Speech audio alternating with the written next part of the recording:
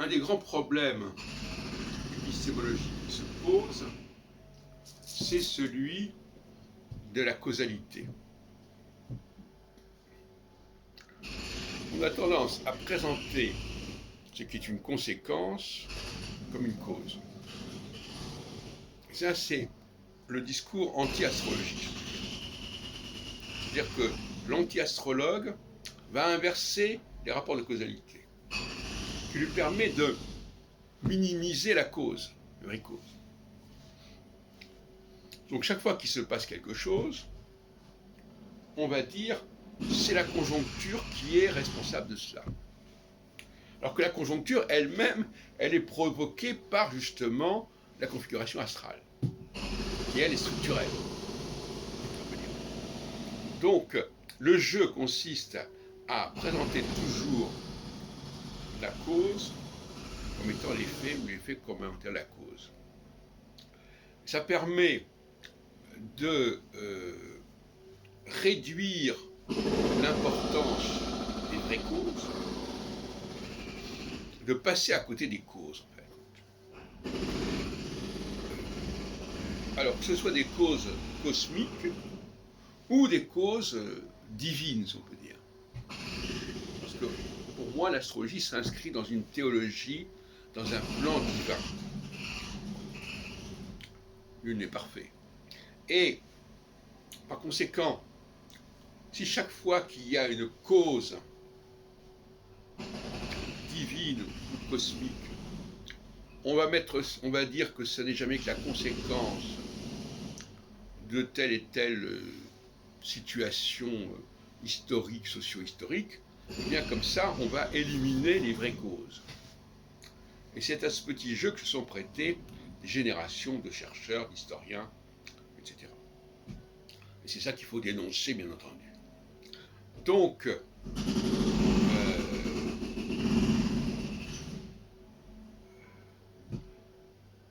le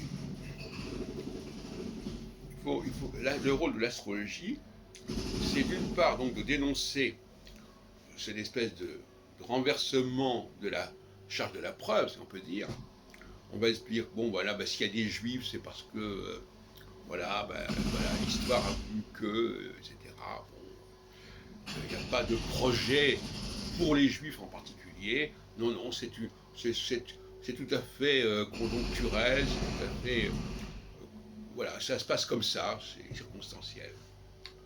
Ou alors, donc c'est pas la peine de faire intervenir Dieu dans cette histoire, un Dieu architecte qui aurait mis en place un système où les juifs devraient jouer un rôle important.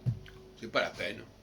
On va expliquer ça par la sociologie qui a bon dos, par l'histoire. Et puis autrement, au niveau, puis c'est pas la peine non plus de s'occuper de l'astrologie, ça n'a aucun intérêt, et puis c'est pas une vraie science, etc. On va la disqualifier, on va la discréditer, et ça nous évitera de travailler sur ces causes-là, et toujours de dire oui, mais finalement, oui,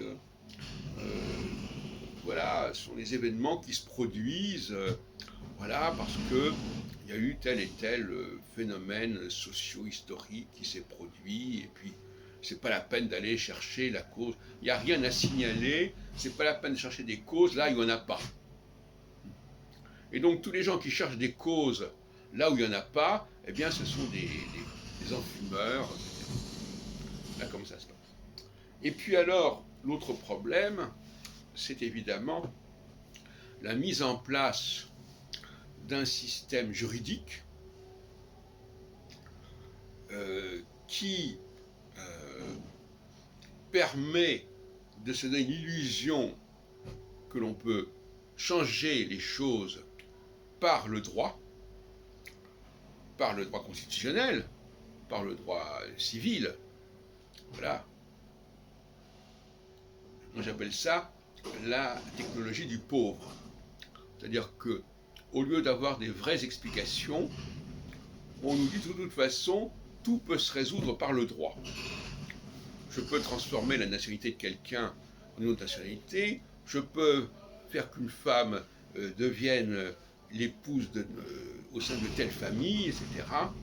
Voilà, le droit peut modifier les rapports sociaux, les statuts sociaux, il n'y a pas de problème. Et bien entendu, dans le domaine électoral, le droit va pouvoir jouer un rôle majeur.